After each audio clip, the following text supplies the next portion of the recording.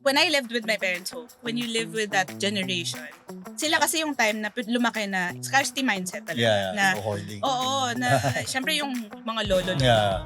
Panahon ng gera, inabot nila eh. Yeah. Diba? So my parents had to build from almost nothing. Yeah. So when they started accumulating stuff, blender ng mom ko, Yeah. hanggang ngayon buhay pa, mas matanda pa sa akin. Yeah. You know, ang joke nga namin, parang, anak, wala akong mapapamana sa'yo, eto lang blender. Welcome to another episode of ACE Home Daddies, the show about home solutions, practical hacks, and of course, tips on how to become a better home daddy. So I'm your host, Dad Bud Joey, and today I have a very special guest. You know, she's a game changer. She actually revolutionized the concept of communities when it comes to taking care of your home, no? The Mayora, of Home Buddies, Frances.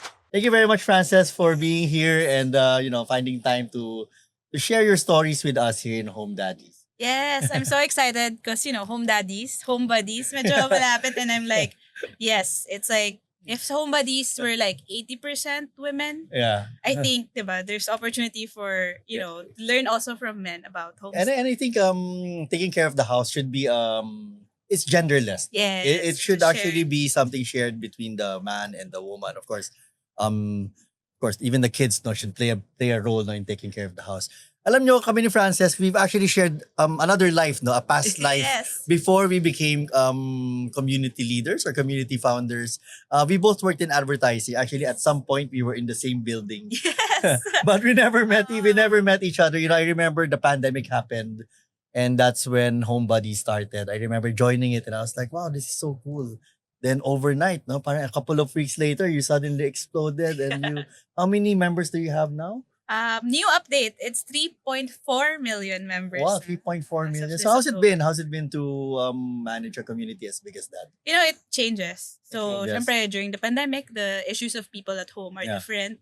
Ah. But now, as more people are outside, Mhm. iba na yung concerns nila at home. So ikaw parang kitang-kita mo yung mga problema ng mga tao sa mga bahay nila. Yes. What are the most common problems that people deal with? With the rainy season, of course, Ah. it's waterproofing. So, Yeah. leaks in the house, Mm. mga walls na namamawis na walls. Yeah. Diba? That's common now. But of course, people are also keen to know which appliances to buy. Yeah. Kung ano yung mga budol na budol Aircon, finds. washing machine, refrigerator. Yeah. Yan laging tinatanong. Rice cooker. Yes, even that. Even as Yeah. simple as a rice cooker. Actually, lahat ng Vacuum. bahay may rice cooker. Lahat ng Filipino home, I think, has a rice Yes. cooker. What are your top, appliances that you would recommend for a starter home? A starter home, well, refrigerator, just Yeah. because food. Yeah. And then your aircon, Yeah. just for comfort. Yeah. Iba yung lamig na. Iba talaga. Yeah. And I think if a third appliance, it's not the most obvious. Yeah. But I think anything about food. So either you go for an air fryer Yeah. or an all-in-one. Marami na kasing all-in-one ngayon. Yeah, iba-iba na yan. No? Yeah. Actually, Or air fryer, induction parang stove. sobrang nauso yan, especially nung pandemic. Parang when you look at mga shopping, parang you see how many yung bumili. Yeah. Di ba, in the thousands yung mga bibili ng air fryers. Do you cook? Are you... Easy cooking. I live alone. Yeah. So, simple lang. Yeah, I saw you nga. I saw your house evolving, no? From the time you bought it to Yeah. now. And like what I mentioned earlier, ang linis niya. Parang napaka-neat, no? Are you really like that? Is that your personality talaga to be an OC? I think it's a manifestation of when I lived with my parents' home. Not naman na, madumi silang tao. Yeah. But it's more just like when you live with that generation, sila Yeah. kasi yung time na lumaki na scarcity mindset talaga. Yeah, Na, hoarding. oo, na syempre yung mga lolo. Yeah. Panahon ng gera, inabot nila eh. Yeah. Diba? So my parents had to build from almost nothing. Yeah. So when they started accumulating stuff, first, kunwari, blender ng mom ko, Yeah. hanggang ngayon buhay pa, mas matanda pa sa akin. Yeah. Ang joke nga namin, parang, anak, wala akong mapapamana sa'yo, eto lang blender. Blend. Na mas Okay. matanda pa sa'yo. You'll never know. Baka eventually the value of that Yeah. will be high also. So, knowing that na, I came from a house na talagang walang bawal itapon. Packaging ng cellphone, packaging ng Yeah. TV carton, ng washing machine, Yeah. mapapakinabangan. Lumang ref, we put the... Yeah, ginagawang cabinet. Yeah. Yeah. So, when I had the opportunity to move out, and, Yeah. the condo I got was a studio, as in, it was square. Yeah. Sabi ko, what I told myself is, lahat ng papasok sa house na to is hindi na lalabas eh. Tas Okay, yeah. That's what I learned from Or my when you family. bring something in, kailangan may lumabas na isa. Yeah, parang Ganun din ang ganon. mindset para hindi dadagdagan. Yeah. You kind of replace it. So I'm very intentional on what I bring home, knowing na there's a chance na hindi ito lalabas. So happy ba ako if I see it every day, right? Yeah. And you don't also want to be wasteful. Yeah. Tsaka ang mahal ng mga bilihin. So I like that word, the intentional. Parang is what would be your tips for people who would want to be more organized with their lives? Kasi common yan eh. The hoarder mindset is actually very Filipino, no? Parang we have a hard time letting go of yung mga maximalist tayo. minsan nga sira na, 'di ba? Yung mga hoard na mga phones na hindi mo naman na ginagamit. Alam mo yung type ano pa yung hindi mo na wala ka na micro USB pa, 'di ba? Pero hindi mo matapon. Like what would be your best tips for people na who would want to change their lives, no? Parang to become more Marie Kondo-ish, you know? Yeah. I think the first one is, like si Marie Kondo sabi niya, to let go first of things. Yeah. Before, some people kasi make the mistake of, uy, kunyari, nasa ACE Hardware. Yeah. Tapos titingin, bibili agad ng storage kasi, ay, ang daming kalat. Ito lalagyan, pang tago ng kalat. But when we organize, it's not hiding the kalat eh. Yeah. It's about making sure na walang kalat dapat. Guilty ako dyan. Ganyan ang mga daddy eh. Ganyan ang mga lalaki eh. Like, you know, Tambak lang tapos okay. I think the difference between boys and women is I don't know if your boyfriend has the same experience. So we grew up with the concept of a shoebox. Like boys would always have a shoebox where we put all our junk, no? So parang ganoon. And you become older, ganoon pa rin. Basta nandyan yan. Basta nandyan yan. Yun, like, the other day nga, I was looking at my stuff because we're moving to a new house also by end of the year. And my wife was telling me na she loves moving kasi it gives her a chance now to refresh, no, and to start over. I was looking at this cabinet full of bags with stuff that I placed there thinking that I will use it someday. But it's been 5 years. Never naman nabuksan yung bag.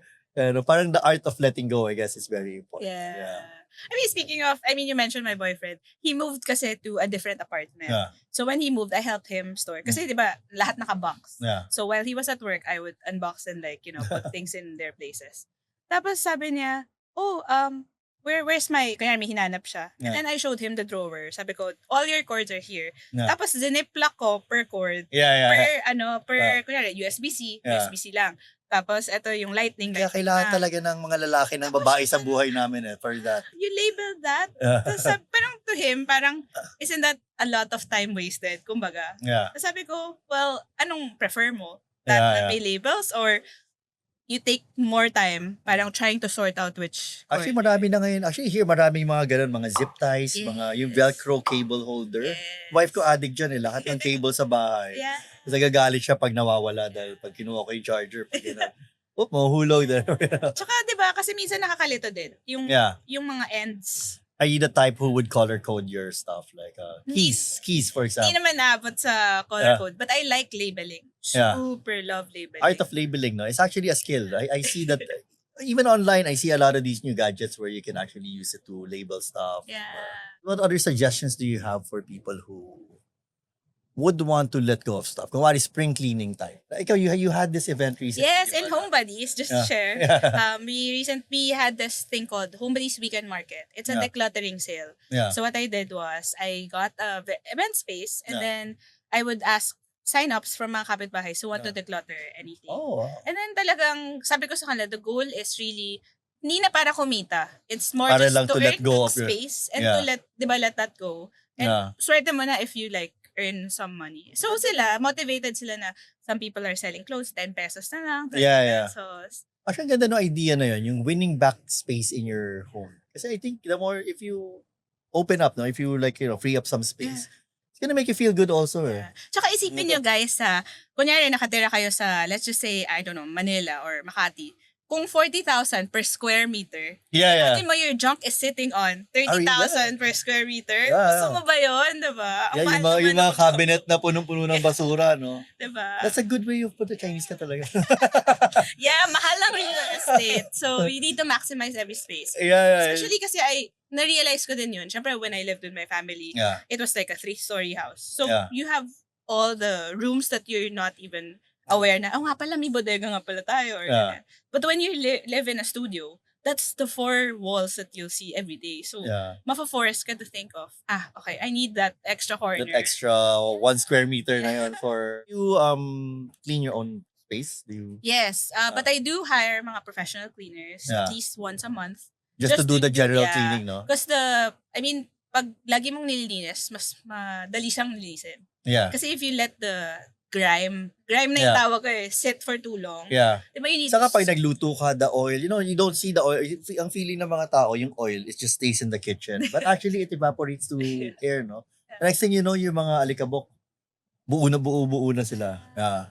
That's why it's very important to always make sure that your home is clean, no, and dust-free. Speaking of dust-free, here, maybe it's a good chance for us to talk about these products from Stanley, available here in ACE. So we have this big vacuum. I guess this one has all the features, no, and this one is the portable one. Actually, mas interested ako sa portable one. Dahil for me, when things become portable, mas marami kang magagamit with it. You can clean your car, you can do other things. And this one is a nice size, no? It's compact, and I'm pretty sure it's powerful because it's from a brand. And it's wet and dry. Is it wet and dry? Yeah. Ito, nakasulat sa side. Wet and dry vacuum. Useful ang wet and dry. Do you own a vacuum? Yes. Yeah. I have all kinds of vacuum. Stick vacuum. We have the big one like this. Yeah. I also have yung mga small ones na handheld. Meron pa yung pang mga keyboard, di ba? Mga ganon. Mga ganon. So, speaking of home buddies, no, I've been following it since it started, and I noticed that there are certain trends, no, that people follow. Back then, nung pandemic, usong-uso yung farm. Ako, I even built my own kubo nung pandemic, and talagang yun. Pag nag-post ka na mga ganon. Ngayon, ano na ba yung mga parang favorite na mga tao na... Well, currently, because of the season, Christmas season na talaga. So, puro Christmas decors yung current na... Talaga na people are posting. Yeah. Talagang early talaga tayo mag-setup ng... Do you have Christmas decors na yun? Meron akong tree. And I bought na some decors. I saw this thing na parang folding Christmas tree. Yung binabagsak na siya gano'n. So, isang... Did I see that from you? I think you were the one who posted. It's a pop-up Christmas tree. Yeah. So, for mga home daddies na can't be bothered to like set up, diba, isa-isa. It's just like this circle. You buy it, it's in a box. Parang siyang pizza box when it gets delivered. A big one. And then, it's just circular. Tapos bubagsak na lang siya gano'n. Tapos, gagawin mo lang yung stand. And then you put it perfect siya for mga condos kasi you still want that spirit of Christmas, but honestly, it's the storage after. Like, do you have a Christmas tree? Do you have an actual tree? The last one I have, I gave it to my parents. To have it na lang in their house, no? So you passed on your junk to make room. Yeah, yun parang before you think about new things to put, you have to consider where you're gonna put your stuff. Oh my God, that's true. Sometimes, di ba, parang if you don't plan about your storage plan or exit plan, mas stress ka lalo. So like, okay, where do you put it now? Do you throw it away? Sometimes when you sell it, syempre after Christmas, nobody buys Christmas decor. So you can't sell it, di ba? It's such a good advocacy, and I'm sure it's something that you guys are doing in Home Buddies, but to really encourage people to declutter, where to put it, donate it. There's that sense of fulfillment when you give it to someone. Do you have any particular places where you bring these things? Do you? There was a time that I did rent Storage Mart. Also by SM. Storage Mart, yung mga bodega. Yes, the bodega. Magbabayad ka para may paglalagay yung junk. Pero that was the time na I just wanted to like, okay, I just need to get all the junk out of my house. Kasi when Home Buddies was starting and I was new to content creation, ang dami nagpapadala ng stuff because I keep accepting lang. Because I'm new to content creation. Someone's giving you free stuff, diba? Will you say no to that? Ako, I can't say no to that. Parang before, I would do content for food, no? And then someone would send me like a whole box of machado sauce. So, ang dami. So, over time, I accumulated so much stuff. So, I had to rent a storage to just take it all out. And then, dun ko sinasort. Kasi if it's at home, parang, one, you're no longer happy and comfortable at home. At the same time, you can't work. If you're not happy and comfortable, you can't work on the tasks that you need to do. Totoo talaga there's a sense of joy when things are neat. I think Marie Kondo was the one who what sparks your joy. Di ba tayo siya parang gano'n na... Spark joy. There's one thing that I love from Marie Kondo. She said na dapat yung mga gamit natin, nilalagyan natin ng bahay so that marunong sila umuwi. So say, for example, your phone cables, right? If walang bahay yung phone cable mo, it's just gonna be everywhere. Nasa sofa, nasa table. Actually, nauso yan even sa mga kitchen design, no? Yung nilalagyan na ng bahay yung rice cooker. Yeah. Parang I've seen it's a modern modern design for the kitchen now na parang may mga storage places na rin yung hindi na siya basta nakapatong lang sa counter. Tapos sukat na. Para sukat para alam mo go na there. galing na yung mga naiisip talaga ng mga tao ngayon. People have become very, very creative when it comes to their space. And I think it's nice that, of course, there are places like ACE where, they encourage people to do these mga home hacks. Yeah. Never-ending ang mga hack. Ikaw ba, what's your favorite home hack? Currently, I did this DIY at home. Yeah. I found this mga dish rack na wood. So may mga dowels, diba, na dish rack. I use it as a bookshelf. All I did was a builder's bond. Yeah. Tapos dikit mo sa wall. Bookshelf na siya. Okay, floating bookshelf. Yeah. It's a dish rack originally, but then now it's a bookshelf. So, naalala ko yung nabudol mo ako nung isa. Meron kang pinost before, yung parang washing machine na nasa table. Yeah, yung table na washing machine. And my son was a baby noon, no? So we needed a way to wash his clothes. Lampin or Yeah, perfect yun, yung mga ganos. Pero yung word na budol, alam mo, before you launch Home Buddies, parang that was something na I never heard that word, no? Galing nga parang nauso siya ngayon, parang we're all looking for that. It's become part of our everyday to look for that new find, that new something. So aside from Home Buddies, I know you have this other community called Hangout Buddies. Hangout Buddies. So I guess that's about hanging out. I call it my travel and tambay community. Yeah. Not just for long-term travel or like ibang bansa or province, na may full itinerary. But it's just like when you want to unwind and find a home away from home, diba? Ngayon, most of the places are aesthetic diba? Yeah. Kumbaga, cafes are sobrang ganda ng mga cafes ngayon. Nakakatuwa. And I'm sure a lot of these people do a lot of pegs. Yeah. Like, about where do you find inspiration when you want to think about this? Of course, when you're creating a space, imagining a space. I watch a lot of vlogs. I love yung mga day in the life vlogs. Yeah. So, yung mga living mga alone in New York, for example. Yeah. Even here in the Philippines, I see a lot of those now. So, mga single girl living in Makati. Yeah. So I also take inspiration from that. K-drama, I love. Lalo na yung mga, di ba, bidang lead girl na convenience store cashier pero naka-flagship phone. Pero tapos yung condo niya sobrang ganda. Sobrang ganda. Pero yung life niya, supposedly, mahirap siya. Yeah. We're always excited to see something new, no, in the community, your community. Of course, kami nga sa Dad Bud, no, we try our best to be good homemakers, but of course, it's really not our expertise. But we, alam mo ba na most men are the ones washing their laundry now? Talaga? Yeah. I think because of the pandemic, para nagkaroon ng shift na yung role of paglalaba, naging trabaho na ng dad. No? Yeah. And of course, we do that. We seek inspiration in communities, and it's very inspiring that there's a community like Home Buddies who's sharing that. Yeah. What are the mga negative things? May mga nag-aaway ba? May drama ba sa Home Buddies? Meron pa rin. Before, diba, the drama used to be professionals are saying na hindi lahat ng bagay pwedeng i-DIY. They feel like, may Home Buddies naman. Bibigay sila sa contractor ng picture of a house of somebody else. Yeah. Pakikopya. Yeah. Diba? But what we're saying in Home Buddies is you can take inspiration but do not bypass the necessary like permits or the professionals who need to sign, diba? So I think there's a certain process pa rin that people need to follow. No? And more than aesthetic, it has to be durable. Lalo na ngayon, may mga earthquake here and there. Yeah. So you have to make sure na, kasi mahal magpatayo ng house So mahal. To make sure that your investment is worth it. Diba? It's not just money to build a house. Parang so much of your time. Yeah, so much of your time. Diba, sa ulo. going to the store para makatipid ka, looking for which product to use. Decor. Tapos, syempre, as the professionals are doing their work, you also have to have parang nakabantay ka pa rin sa kanila na tama It's a full-time ka. thing. Kailangan, meron kang tutok. Prepare ka ng tutok.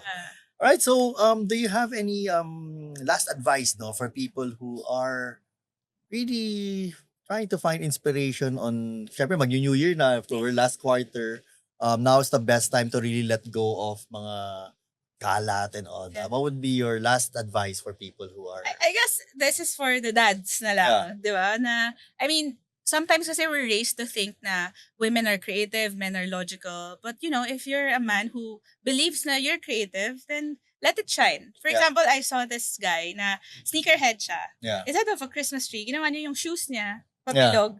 Yun yung Christmas tree nila. So, di ba? Men can be creative. Men can be good at home. And wag na kayo mahiya or nailabas yun. I mean, diba? Your wives or your family will love it. It's okay to be medyo makikay na lalaki. Yes. Again, thank you very much, Frances, for joining me. No, finally, I meet you in person. Yes.